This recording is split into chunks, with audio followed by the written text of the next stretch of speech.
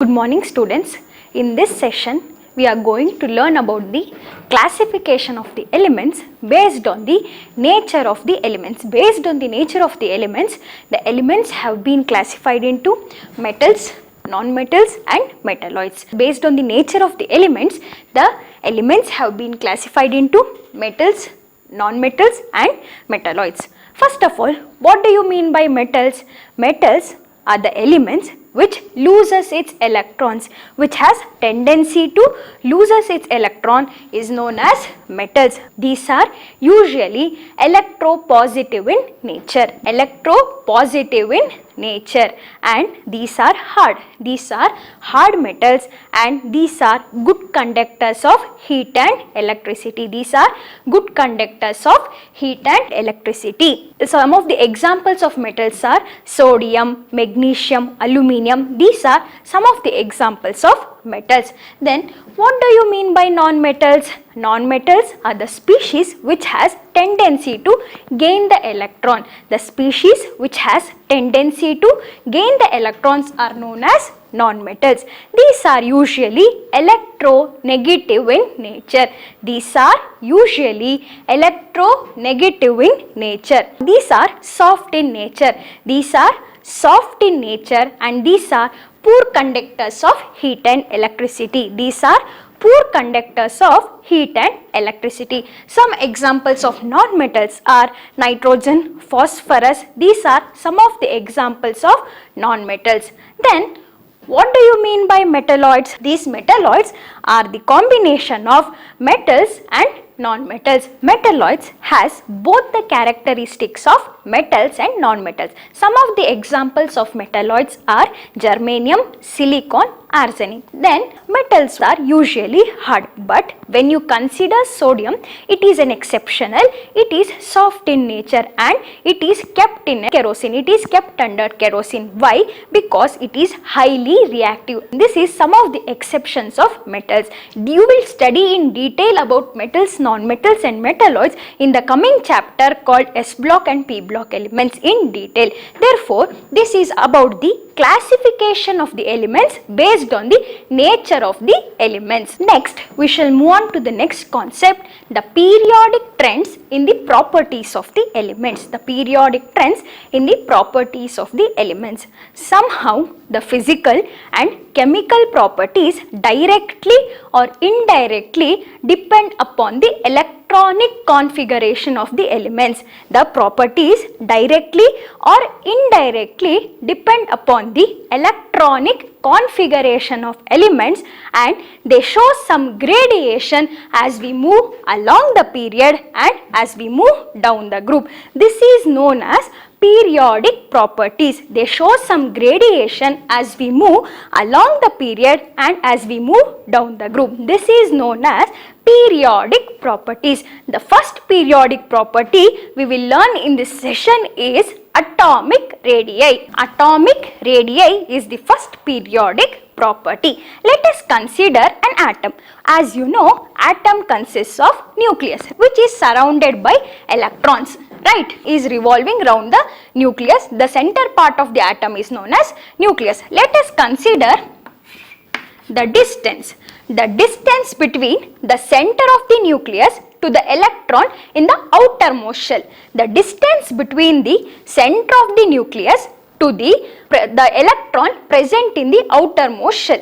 This will be called as atomic radii. The distance between the center of the nucleus to the outermost shell is known as atomic radii. But as we know, electron is wave in nature. Electron ಯಾವ ತರ nature ಇರುತ್ತೆ? Wave in nature. ಅಂದ್ರೆ ಹೆಂಗಿರುತ್ತೆ? ಹಿಂಗೆ electron wave nature ಅಲ್ಲಿ move ಆಗ್ತಾ ಇರುತ್ತೆ. Electron is moving in a wave nature. As we see the waves ಹೆಂಗೆ ಸೀನಲ್ಲಿ ವೇವ್ಸ್ ಮೂವ್ ಆಗ್ತಾ ಇರುತ್ತೋ ಅದೇ ತರ ಎಲೆಕ್ಟ್ರಾನ್ಸ್ ವೇವ್ ನೇಚರ್ ಆಗಿ ಮೂವ್ ಆಗ್ತಾ ಇರುತ್ತೆ. ಹಾಗಾದ್ರೆ ಏನಾಗುತ್ತೆ? ಹಿಂಗ್ ಮೂವ್ ಆಗ್ತಾ ಇದ್ದಾಗ ನಾವು ಸೆಂಟರ್ ಆಫ್ ದಿ ನ್ಯೂಕ್ಲಿಯಸ್ ಇಂದ ಎಲೆಕ್ಟ್ರಾನ್ಗೆ ಪಾತ್ ಕಂಡುಹಿಡಿಯಕ್ಕಾಗತ್ತಾ? ಡಿಸ್ಟೆನ್ಸ್ ಕಂಡುಹಿಡಿಯಕ್ಕಾಗತ್ತಾ? ಆಗಲ್ಲ. It is not possible to measure the atomic radii accurately of an individual atom. ಯಾಕೆ? ವೇವ್ ನೇಚರ್ ಇಂದ ಮೂವ್ ಆಗ್ತಾ ಇರೋದಕ್ಕೆ ಅದಕ್ಕೆ ಡೆಫಿನೆಟ್ ಬೌಂಡ್ರಿ ಇರಲ್ಲ. ಡೆಫಿನೆಟ್ ಬೌಂಡ್ರಿ ಇರಲ್ಲ ಅಂದಾಗ ಏನಾಗುತ್ತೆ, ಅದ್ರದ್ದು ಅಟಾಮಿಕ್ ರೇಡಿಯೈನ ನಾವು ಆಕ್ಯುರೇಟ್ ಆಗಿ ಮೆಷರ್ ಮಾಡೋಕ್ಕಾಗಲ್ಲ. ಹಾಗಾದರೆ ಹೆಂಗೆ ಮೆಷರ್ ಮಾಡ್ಬೋದು ಈ ಅಟಾಮಿಕ್ ರೇಡಿಯೈನ? This atomic radii can be measured accurately in terms of bonded state. Bonded ಸ್ಟೇಟಲ್ಲಿ ಅಟಾಮಿಕ್ ರೇಡಿಯೈನ ನಾವು ಮೆಷರ್ ಮಾಡ್ಬೋದು. In terms of bonded state the atomic radii can be measured. In that terms the first term to measure the atomic radii is covalent radii. Let us consider the first term to measure the atomic radii in terms of bonded state, that is covalent radii. First of all, covalent bond ಅಂದ್ರೇನು? What do you mean by covalent bond? Let us consider two atoms. Let us consider a homonuclear diatomic molecule. Homonuclear diatomic molecule ಅಂದ್ರೆ already ನಿಮಗೆ ಗೊತ್ತು ಏನು, the molecule formed by same kind of atoms ಅಂದರೆ ಹೋಮೋನ್ಯೂಕ್ಲಿಯರ್ ಡೈಅಟಾಮಿಕ್ molecule ಅಂತ. For example A2 ಅಂತ ಒಂದು molecule ತಗೋತೀನಿ. ಅದು ಹೆಂಗೆ ಫಾರ್ಮ್ ಆಗಿದೆ? Atom A combines with atom A. ಏನು ಮಾಡುತ್ತೆ, ಇದರಲ್ಲಿ ಒಂದು ಎಲೆಕ್ಟ್ರಾನ್ ಇರುತ್ತೆ, ಇದರಲ್ಲಿ ಒಂದು ಎಲೆಕ್ಟ್ರಾನ್ ಇರುತ್ತೆ. ಈ ಥರ ಎರಡಕ್ಕೂ ಒಂದೊಂದು ಎಲೆಕ್ಟ್ರಾನ್ಸ್ ಇರುತ್ತೆ. ಬಾಂಡ್ ಫಾರ್ಮೇಷನ್ ಹೆಂಗೆ ಮಾಡುತ್ತೆ? The covalent bond is formed by sharing of electrons. ಈ ಥರ ಶೇರಿಂಗ್ ಆಫ್ ಎಲೆಕ್ಟ್ರಾನ್ಸಿಂದ ಕೋವೆಲೆಂಟ್ ಬಾಂಡು ಫಾರ್ಮ್ ಆಗುತ್ತೆ. The covalent bond is formed by sharing of electrons. ಪೂರ್ತಿ ಟ್ರಾನ್ಸ್ಫರ್ ಮಾಡ್ತಾ ಇಲ್ಲ ಇಲ್ಲಿ. ಇದು ಎ ಅನ್ನೋ ಆಟಮು ಇನ್ನೊಂದು ಆಟಮ್ಗೆ ಪೂರ್ತಿಯಾಗಿ ತನ್ನ ಎಲೆಕ್ಟ್ರಾನ್ ಕೊಡ್ತಾ ಇಲ್ಲ.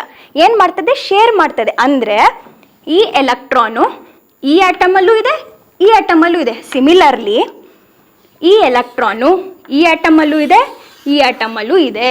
The electron is sharing between two atoms. The electron ಏನಾಗ್ತಾ ಇದೆ? Sharing between two atoms. ಅದನ್ನು ನಾವು ಏನಂತ ಕರಿತೀವಿ? ಕೋವೆಲೆಂಟ್ ಬಾಂಡ್ ಅಂತ ಕರಿತೀವಿ. ಕೋವೆಲೆಂಟ್ ಬಾಂಡ್ ಅಂದ್ರೆ ಏನು ಅಂತ ಅರ್ಥ ಆಯ್ತು. Then this covalent bond is formed by the overlapping of atomic orbitals. You will study in detail in chemical bonding chapter ಅಲ್ಲಿ ಓದ್ತೀರಾ atomic orbitals ಅಂದ್ರೇನು, molecular orbitals ಅಂದ್ರೇನು ಅಂತ. ಸದ್ಯಕ್ಕೆ ಈ covalent bond ಹೆಂಗೆ ಫಾರ್ಮ್ ಆಗ್ತಾ ಇದೆ? by the overlapping, ಅಂದ್ರೆ ಒಂದ್ರ ಮೇಲೆ ಒಂದು ಹಿಂಗೆ ಕೂತ್ಕೊಳ್ಳುತ್ತೆ. This covalent bond is formed by the overlapping of atomic orbitals. ಅಂದ್ರೆ ಈ ಥರ ಓವರ್ಲ್ಯಾಪಿಂಗ್ ಆಗ್ತಾ ಇದೆ. ಕೋವೆಲೆಂಟ್ ಬಾಂಡ್ ಬಗ್ಗೆ ನಿಮಗೆ ಗೊತ್ತಾಯ್ತು ಈಗ. Then by summarising how the covalent bond is formed. The covalent bond is formed by sharing of electrons. Okay, let us consider an atom A combines with atom B to give a molecule. This is covalently bonded molecule. The atom A combines with atom B to give covalently bonded molecule A2. Then let us consider what is covalent radii. As you know, this is a molecule formed by the covalent bond. This is the molecule formed by covalent bond. Okay, this is the center of the nucleus of atom A and this is the center of the nucleus of atom B. The distance between the center of the nucleus of both the combining atoms is known as internuclear distance. It is known as internuclear distance. The distance between the center of the nucleus of two combining atoms is known as internuclear distance, which is represented as D. Therefore, what is covalent radii? It is half of the distance between the two combining atoms. It is half of the andre idradalli ardha. It is half of the distance between the two combining atoms is known as covalent radii. It can be represented as R covalent is equal to D by 2. R covalent is equal to D by 2. R covalent, that is covalent radii, is equal to D by, that is internuclear distance, by 2. It is the half of the internuclear distance. When we take the specific example like hydrogen molecule, let us take the specific example of hydrogen molecule. Here the one hydrogen atom combines with another hydrogen atoms to give the hydrogen molecule. Here the bond between the hydrogen atom is which type of bond? Covalent bond, that is sharing of electron. Therefore it is considered to be the internuclear distance. ಈ ಡಿಸ್ಟೆನ್ಸ್ನ ನಾವು center of the nucleus ಇಂದ distance ಏನಂತ consider ಮಾಡ್ಬೋದು? Internuclear distance ಅಂತ consider ಮಾಡ್ಬೋದು. ಹಾಗಾದ್ರೆ covalent radii ಏನಾಗುತ್ತೆ? Half of the internuclear distance. ಅದನ್ನು ನಾವು ಕೋವೆಲೆಂಟ್ ರೇಡಿಯೈ ಅಂತ ಕರಿಬೋದು. This is about the covalent radii. Next we shall move on to the next term to measure the atomic radii, that is van der Waals radii. First let us consider the molecules. ಒಂದು substance ತಗೊಂಡ್ರೆ ಎಷ್ಟೊಂದು molecules form ಆಗಿರುತ್ತಲ್ವಾ ಸಬ್ಸ್ಟೆನ್ಸಲ್ಲಿ. ಆ molecules ಎಲ್ಲ ಹೆಂಗೆ held ಆಗಿರುತ್ತೆ? For example ಈ chalk piece ಇದೆ. ಈ ಚಾಕ್ ಪೀಸಲ್ಲಿ ಇದೇ ಸ್ಟ್ರಕ್ಚರ್ ಬರೋಕ್ಕೆ ಹೆಂಗೆ ಕಾರಣ? ಮಾಲಿಕ್ಯೂಲ್ಸ್ ಹೆಂಗೆ ಹೆಲ್ಡ್ ಆಗಿದೆ? As we know there is a force of attraction between the molecules. ಆ ಫೋರ್ಸ್ ಆಫ್ ಅಟ್ರಾಕ್ಷನ್ ನಾವು ಏನಂತ ಕರಿತೀವಿ? Intermolecular force of attraction. The force of attraction between the molecules is known as intermolecular force of attraction. This intermolecular force of attraction is known as van der Waals force of attraction.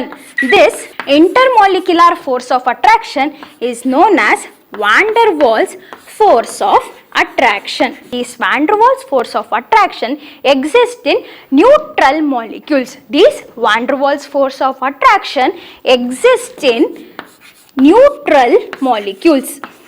The van der Waals radii is half of the internuclear distance of the combining atoms, adjacent atoms of the molecule. Let us consider this is one molecule consisting of atoms A and B.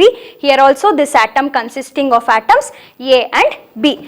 We want to measure the van der Waals radii. First of all, the internuclear distance, the distance between the center of the nucleus of two atoms. This is two atoms.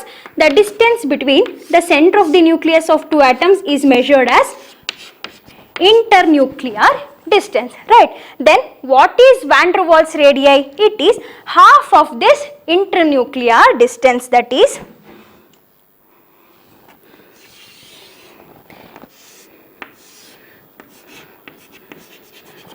half of this internuclear distance is the van der Waals radii. That is, it is half of the internuclear distance of the adjacent atoms of the similar molecules. It is half of the internuclear distance of the adjacent atoms of the similar molecules is known as van der Waals radii. And the important point, the major point which will be asked in competitive exam, that is this van der Waals radii exist in inert gases. This van der Waals radii exist in inert gases. Very important. The van der Waals radii exist in inert gases.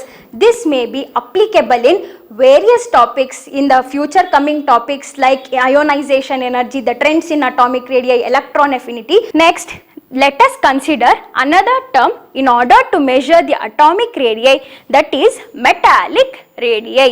Let us consider an iron rod. ಒಂದು iron rod consider ಮಾಡ್ತೀನಿ ನಾನು. ಇದನ್ನ ಒಂದು iron rod ಅಂತ ಕಳ್ಕೊಳ್ಳಿ. ಈ iron rod ಒಳಗೆ ಏನಿರುತ್ತೆ? Iron rod is formed by iron atoms ಅಲ್ವಾ? ಐರನ್ ಆಟಮ್ಸ್ ಇರುತ್ತೆ ಇದ್ರೊಳಗೆ ಈ ಥರ. ಆಸ್ ಐರನ್ ರಾಡ್ ಸಾಲಿಡ್ ಅಲ್ವಾ? The atoms R closely packed. ಪಕ್ಕ ಪ್ಯಾಕ್ ಆಗಿರುತ್ತೆ ಈ ಥರ. The atoms R closely packed in the iron rod. ಇದನ್ನು ನಾನು ಐರನ್ ರಾಡ್ ಅಂತ ತಗೊಳ್ತೀನಿ. And these are iron atoms. ಇದೇನಿದು? ಐರನ್ ಆಟಮ್ಸ್ ಅಲ್ವಾ? ಹಿಯರ್ ಮೆಟಲ್, ಇದೇನಿದು ಐರನ್ ಆಟಮ್ ಇದೆಲ್ಲ ಐರನ್ ಅಂದ್ರೆ ಏನು? ಇದೆಲ್ಲ ಮೆಟಲ್ಸ್ ಅಲ್ವಾ? These R metals. There is a metal bond in this between this atom. As iron is a metal, there is a metal bond between this atom. ಇದ್ರ ನಡುವೆ ಏನಿದೆ? Metal bond ಇದೆ. ಓಕೆನಾ? ಇದು ಆಟಮ್ 1, ಇದು ಆಟಮ್ 2, 3 ಆ ಥರ ಕನ್ಸಿಡರ್ ಮಾಡ್ತೀನಿ. this is the center of the nucleus of this atom and this is the center of the nucleus of this atom. As usual, the internuclear distance is the distance between the center of the nuclei of this atom, alva. This is the internuclear distance. ಇದನ್ನ ನಾನು internuclear distance ಅಂತ ಕರೆದೆ. ಹಾಗಾದ್ರೆ metallic radii ಏನಾಗುತ್ತೆ? Metallic radii ಏನಾಗುತ್ತೆ? As usual it is half of this internuclear distance, ಅಂದ್ರೆ half of this. ಇದನ್ನ ನಾನು r metallic. Half of this internuclear distance is the metallic radii. Therefore r metallic is equal to d by 2. It is half of the internuclear distance of the two atoms, two metal atoms adjacent to each other. It is half of the internuclear distance of the two adjacent metal atoms. This is about the metallic radii. And one thing you should know, that always the van der Waals radii is greater than metallic radii and metallic radii is greater than covalent radii. This is very important. The van der Waals radii is greater than metallic radii and metallic radii is greater than covalent radii, because this covalent radii heng form agide by the overlapping of atoms. Overlapping of atomic orbitals ಇಂದ ಆಗಿರೋದ್ರಿಂದ ಇದು ತುಂಬಾನೇ ಕಡಿಮೆ radii ಇರುತ್ತೆ, small size ಇರುತ್ತೆ. And van der Waals radii ಹೆಂಗಾಗಿದೆ? Between the molecules, ಅಲ್ಲಿ ಬಾಂಡೇ ಫಾರ್ಮ್ ಆಗಿಲ್ಲ ನಿಮಗೆ. ವ್ಯಾನ್ ಡರ್ ವಾಲ್ಸ್ ರೇಡಿಯೈಲಿ ಬರೀ ಫೋರ್ಸ್ ಆಫ್ ಅಟ್ರಾಕ್ಷನ್, ಅಲ್ಲಿ between the molecules bond form ಆಗಿಲ್ಲ, ಅಲ್ಲಿ ಬರೀ ಫೋರ್ಸ್ ಆಫ್ ಅಟ್ರಾಕ್ಷನ್ ಇದೆ. The half of the distance between the internuclear distance of the adjacent atoms of the similar molecules ನಾವು van der Waals radii ಅಂತ ಕರಿತೀವಿ. Therefore van der Waals radii is greater than metallic radii and which is comparably greater than covalent radii. Next concept, the variation of atomic radii along the period and down the group. First, let us consider the variation of atomic radii along a period. Andre from left to right to atomic radii ಹೆಂಗೆ move ಆಗುತ್ತೆ ಅಂತ, ನಾವು ಹೆಂಗೆ differ ಆಗುತ್ತೆ ಅನ್ನೋದನ್ನ ನೋಡೋಣ. Let us consider second period elements. Second period ಎಲಿಮೆಂಟ್ಸ್ನ consider ಮಾಡೋಣ. Lithium, beryllium, boron, carbon, nitrogen, oxygen, fluorine, neon. These are the second period elements with atomic number 3, 4, 5, 6, 7, 8, 9, 10. These are the atomic number of this periodic elements. Okay na? As you know, already learnt electronic configuration na bariyodana ನೀವು ಕಲ್ತಿದ್ದೀರಾ. ಅದನ್ನೇ ನಾನು ಇಲ್ಲಿ ಬರಿತೀನಿ.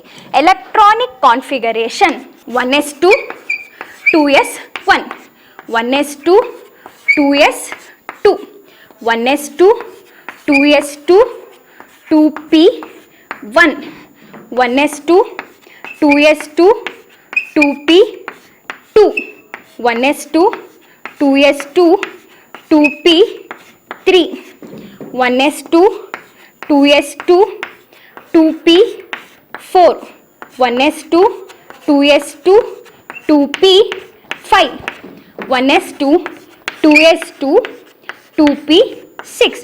This is the electronic configuration of these elements. ಓಕೆನಾ? ನಾನು ಏನು ಮಾಡಿದೆ, second period ಎಲಿಮೆಂಟ್ಸ್ನ ಕನ್ಸಿಡರ್ ಮಾಡಿದ್ದೀನಿ, ಅದರದ್ದು ಅಟಾಮಿಕ್ ನಂಬರ್ ತೊಗೊಂಡಿದ್ದೀನಿ, ಹಾಗೆ ಅದರದನ್ನ ಎಲೆಕ್ಟ್ರಾನಿಕ್ ಕಾನ್ಫಿಗರೇಷನ್ ತೊಗೊಂಡಿದ್ದೀನಿ. ಆಯಿತಾ? ಫಸ್ಟ್ ಎಕ್ಸಾಂಪಲ್ ನಾನು ಲಿಥಿಯಂ ತೊಗೋತೀನಿ. As you know, atomic number ಅಂದ್ರೇನು? ಅಟಾಮಿಕ್ ನಂಬರ್ ಅಂದರೆ it is equal to number of protons or number of electrons ಅಂತ ಗೊತ್ತು. ಹಾಗಾದರೆ ನಂದು ಲಿಥಿಯಮ್ದು center of the nucleus consider ಮಾಡ್ತೀನಿ. ಅದರಲ್ಲಿ ಎಷ್ಟು ನಂಬರ್ ಆಫ್ ಪ್ರೋಟಾನ್ಸ್ ಇರುತ್ತೆ? ನ್ಯೂಕ್ಲಿಯಸ್ ಅಲ್ಲಿ positive charge is due to the number of protons. Positive charge is due to the number of protons. ಹಾಗಾಗಿ ಲಿಥಿಯಂ ಅಲ್ಲಿ ಎಷ್ಟು ನಂಬರ್ ಆಫ್ ಪ್ರೋಟಾನ್ಸ್ ಇರುತ್ತೆ? 3 ಇರುತ್ತಲ್ವಾ? 3 ಇರುತ್ತೆ. 1, 2 ಇದನ್ನ ಏನಂತ ರೆಪ್ರೆಸೆಂಟ್ ಮಾಡ್ತೀವಿ? ಈ 1 ಈ 2 ಅನ್ನೋದೆಲ್ಲ ಏನು? Main energy level. ಈ 1, 2 ಅಂತ ಕಾಣ್ತಾ ಇದೆಯಲ್ಲ, ಇದೆಲ್ಲ ಏನು? ಮೇನ್ ಎನರ್ಜಿ ಲೆವೆಲ್, ಅಂದ್ರೆ ಮೇನ್ ಶೆಲ್ ಅಂತ ಕರಿತೀವಿ. This nucleus is surrounded by first energy level and 2 ಅಂದರೆ ಸೆಕೆಂಡ್ ಎನರ್ಜಿ ಲೆವೆಲ್ ಅಂತ ಕರಿತೀನಿ. 1 ಅಂದರೆ ಫಸ್ಟ್ ಎನರ್ಜಿ ಲೆವೆಲ್, 2 ಅಂದರೆ second energy level. First energy ಲೆವೆಲಲ್ಲಿ ಎಷ್ಟು ಎಲೆಕ್ಟ್ರಾನ್ಸ್ ಇದೆ? 2 ಎಲೆಕ್ಟ್ರಾನ್ಸ್ ಇದೆ ಅಲ್ವಾ. ಫಸ್ಟ್ ಎನರ್ಜಿ ಲೆವೆಲಲ್ಲಿ ಎಷ್ಟು ಎಲೆಕ್ಟ್ರಾನ್ಸ್ ಇದೆ? 2 ಎಲೆಕ್ಟ್ರಾನ್ಸ್ ಇದೆ. ಇಲ್ಲಿ ಎಷ್ಟು ಎಲೆಕ್ಟ್ರಾನ್ಸ್ ಇದೆ? 2 ಎಲೆಕ್ಟ್ರಾನ್ಸ್ ಇದೆ. ಹಾಗೇನೆ ಸೆಕೆಂಡ್ ಎನರ್ಜಿ ಲೆವೆಲಲ್ಲಿ ಎಷ್ಟು ಎಲೆಕ್ಟ್ರಾನ್ಸ್ ಇದೆ? 1 ಎಲೆಕ್ಟ್ರಾನ್ ಇದೆ. ಸೆಕೆಂಡ್ ಎನರ್ಜಿ ಲೆವೆಲಲ್ಲಿ ಎಷ್ಟು ಎಲೆಕ್ಟ್ರಾನ್ ಇದೆ? 1 ಎಲೆಕ್ಟ್ರಾನ್ ಇದೆ. ಅಟಾಮಿಕ್ ರೇಡಿಯೈ ಅಂದ್ರೇನು? ಇಲ್ಲಿ ನೋಡ್ಕೊಳ್ಳಿ. The 3 protons are pulling one outermost valence shell. ಈ 3 protons ಆಚೆ ಕಡೆ ಇರೋ ಔಟರ್ ಮೋಸ್ಟ್ ಆರ್ಬಿಟಲ್, ಇದು ಸೆಕೆಂಡ್ ಮೇನ್ ಎನರ್ಜಿ ಲೆವೆಲ್. ಈ ಮೇನ್ ಎನರ್ಜಿ ಲೆವೆಲ್ ಅಲ್ಲಿ ಇರೋ ಎಲೆಕ್ಟ್ರಾನ್ ನ ಎಳಿತಾ ಇದೆ. ಎಷ್ಟು ಪ್ರೋಟಾನ್ಸು? 3 ಪ್ರೋಟಾನ್ಸ್. ಹಾಗೆ ನಾನು ಬೆರಿಲಿಯಂಗೆ ಹೋದ್ರೆ ಇಲ್ಲಿ ಎಷ್ಟು ಎಲೆಕ್ಟ್ರಾನ್ಸ್ ಆಗುತ್ತೆ?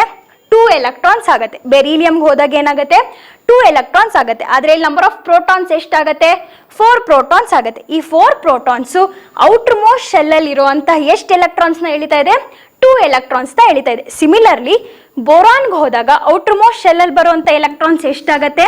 3 ಆಗುತ್ತೆ. ಅಂದ್ರೆ ಸೆಕೆಂಡ್ ಮೇನ್ ಎನರ್ಜಿ ಲೆವೆಲ್ಗೆ ಎಷ್ಟು ನಂಬರ್ ಆಫ್ ಎಲೆಕ್ಟ್ರಾನ್ಸ್ ಬರುತ್ತೆ? ಸೆಕೆಂಡ್ ಮೇನ್ ಎನರ್ಜಿ ಲೆವೆಲ್ಗೆ 3 ಎಲೆಕ್ಟ್ರಾನ್ಸ್ ಬರುತ್ತೆ. ಹಾಗೇನೆ ಕಾರ್ಬನ್ಗೆ ಹೋದ್ರೆ, ಕಾರ್ಬನ್ ಆಟಮ್ಗೆ ಹೋದ್ರೆ the outer most main energy level ಅಂದ್ರೆ ಸೆಕೆಂಡ್ ಮೇನ್ ಎನರ್ಜಿ ಲೆವೆಲ್ಗೆ ಎಷ್ಟು ನಂಬರ್ ಆಫ್ ಎಲೆಕ್ಟ್ರಾನ್ಸ್ ಬರುತ್ತೆ?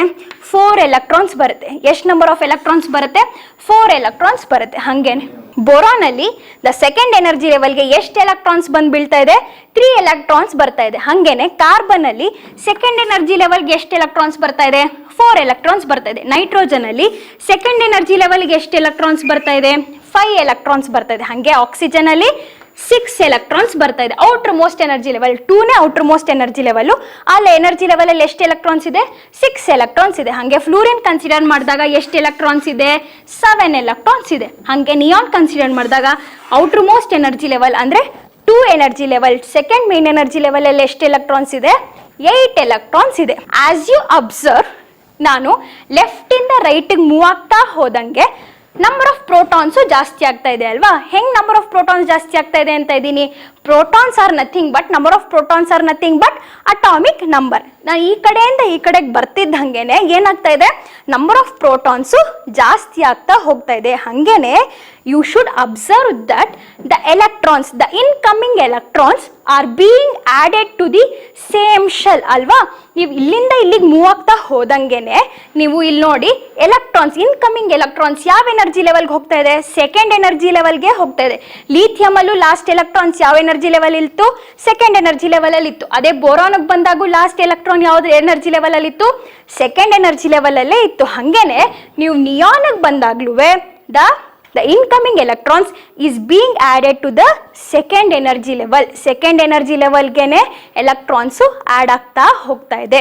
As you move from left to right, the number of protons are increasing. ಈ number of protons ನ ನಾನು ನ್ಯೂಕ್ಲಿಯರ್ ಚಾರ್ಜ್ ಅಂತ ಕರಿತೀನಿ. ನಂಬರ್ ಆಫ್ ಪ್ರೋಟಾನ್ಸ್ ನ ನಾನು ಏನಂತ ಕರಿತೀನಿ? ಇದನ್ನ ನ್ಯೂಕ್ಲಿಯರ್ ಚಾರ್ಜ್ ಅಂತ ಕರಿತೀನಿ. As we move from left to right, that is along the period, the number of protons, that is nuclear charge, is increasing, as well as the incoming electrons is being added to the same shell. The incoming electrons are being added to the same shell and the protons are effectively attracting the incoming electrons towards the nucleus, and the protons are effectively attracting the incoming electrons towards the nucleus. Therefore, what happens? As the nuclear charge increases, the atomic radii decreases. The atomic radii decreases along the period.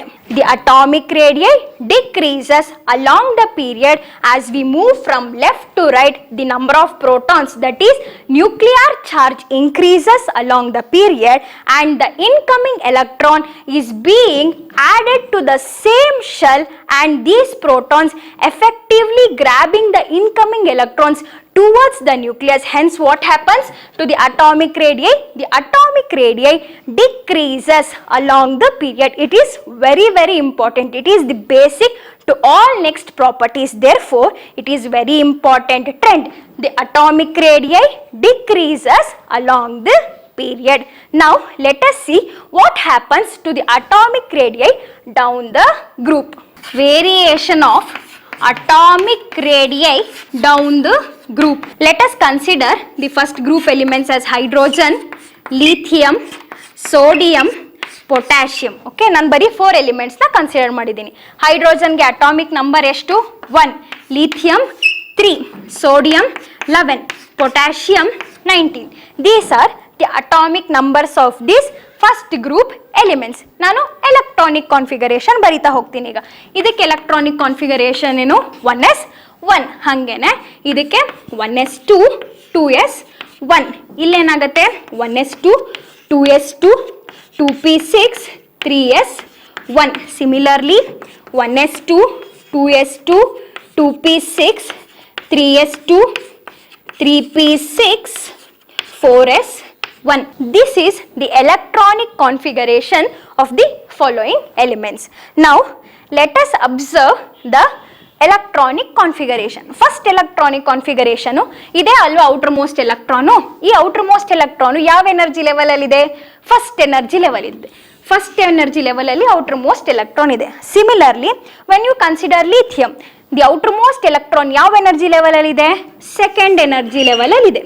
The outermost electron present in second energy level. ಹಾಗೇನೆ sodium consider ಮಾಡಿ. Sodium consider ಮಾಡಿದಾಗ the outermost electron lies in third energy level. ಹಾಗೇನೆ when you consider potassium, the outermost electron lies in fourth energy level. As you observe this following electronic configuration, now you can see the outermost electron is being added to the differentials. The electrons, the outermost electron, the incoming electron is being added to the differentials. Therefore what happens? The nucleus is being far away from the outermost electron because the number of shells being added is more. Number of shells ಜಾಸ್ತಿ ಆಗ್ತಿದ್ದಂಗೆನೆ add ಆಗೋದು ಜಾಸ್ತಿ ಆಗ್ತಿದ್ದಂಗೆನೆ center of the ನ್ಯೂಕ್ಲಿಯಸ್ಗೂ outermost ಎಲೆಕ್ಟ್ರಾನ್ಗೂ ಏನಾಗುತ್ತೆ? Distance ಜಾಸ್ತಿ ಆಗುತ್ತೆ. Distance ಜಾಸ್ತಿ ಆಗ್ತಾ ಇದೆ ಅಂದ್ರೆ ಏನಾಗುತ್ತೆ? ಅಟಾಮಿಕ್ ರೇಡಿಯೈ ಏನಾಗುತ್ತೆ? ಜಾಸ್ತಿ ಆಗುತ್ತೆ. Because the incoming electrons is being added to the differentials. As the number of shells been increased, the distance between the centre of the nucleus to the outermost electron increases. Therefore atomic radii increases down the group. Atomic radii increases down the group. This is the general trend of atomic radii. The variation of atomic radii along a period generally decreases, and down the group the atomic radii increases. Okay, there are some exceptions in this atomic radii. Let us observe about these exceptions. General ಆಗಿ ಮಾತಾಡೋದಾದ್ರೆ generally the atomic radii decreases along the period and increases down the group. ಆದ್ರೆ ಇದು ಎಲ್ಲಾ ತರಹದಕ್ಕೂ apply ಆಗಲ್ಲ. It will not apply in all the trends. For example first period element ತಗೊಳ್ಳೋಣ. First period elements ಅಲ್ಲಿ ಎಷ್ಟು elements ಇದೆ? Hydrogen ಮತ್ತೆ helium, 2 elements ಅಲ್ವಾ? ಹೈಡ್ರೋಜನ್ ಅಂಡ್ ಹೀಲಿಯಂ 2 ಎಲಿಮೆಂಟ್ ಇದೆ ಅಲ್ವಾ? ಹೈಡ್ರೋಜನ್ ಮತ್ತೆ ಹೀಲಿಯಂ. ಹೈಡ್ರೋಜನ್ದು ಅಟಾಮಿಕ್ ನಂಬರ್ ಏನು? 1. ಹೀಲಿಯಂದೇನು? 2. ಎರಡುವೇ ಸೇಮ್ ಎನರ್ಜಿ ಲೆವೆಲ್ ಬಿಲಾಂಗ್ ಆಗಿದೆ.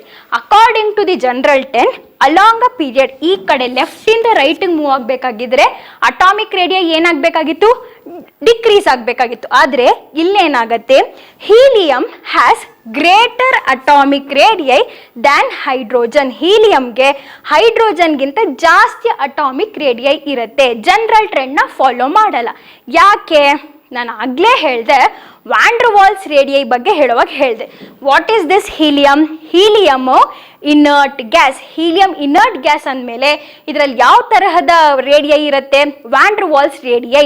It exhibits van der Waals radii. Therefore this helium has greater radii. ಅಂದರೆ ಇದಕ್ಕೆ ಅಟಾಮಿಕ್ ರೇಡಿಯೈ ಜಾಸ್ತಿ. ಆಗಲೇ ಹೇಳ್ದಂಗೆ van der Waals radii is greater than metallic radii and covalent radii.